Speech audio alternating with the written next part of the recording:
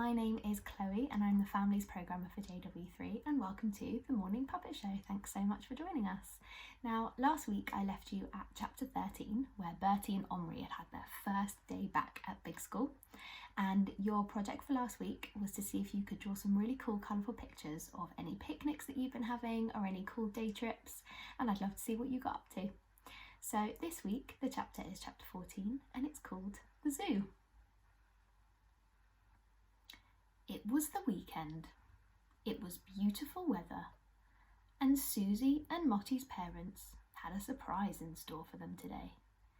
They sat the girls down at the breakfast table and told them they had something very exciting planned. I wonder what it is. The girls looked at each other puzzled.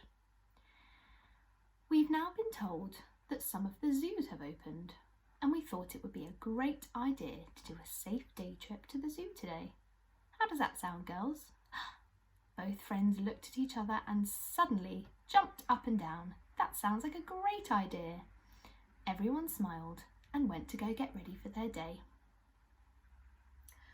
On their way to the zoo, Susie and Mottie's parents had to explain to the girls that the zoo is open, but we still need to be careful, and there'll be lots of rules to keep everyone here safe. The girls nodded and smiled. They all arrived at the zoo and saw that there were big arrows on the floor for everyone to follow around one way. The girls put on their backpacks and followed their parents to the entrance. Susie's mum showed someone her tickets on her phone and they walked in.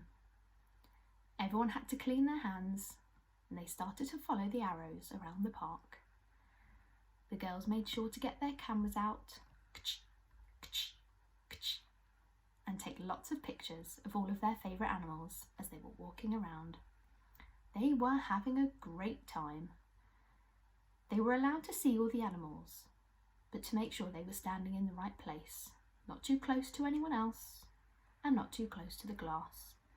They saw a tiger, some penguins, a giraffe, some meerkats and a zebra. The girls had such a great day and took lots of pictures.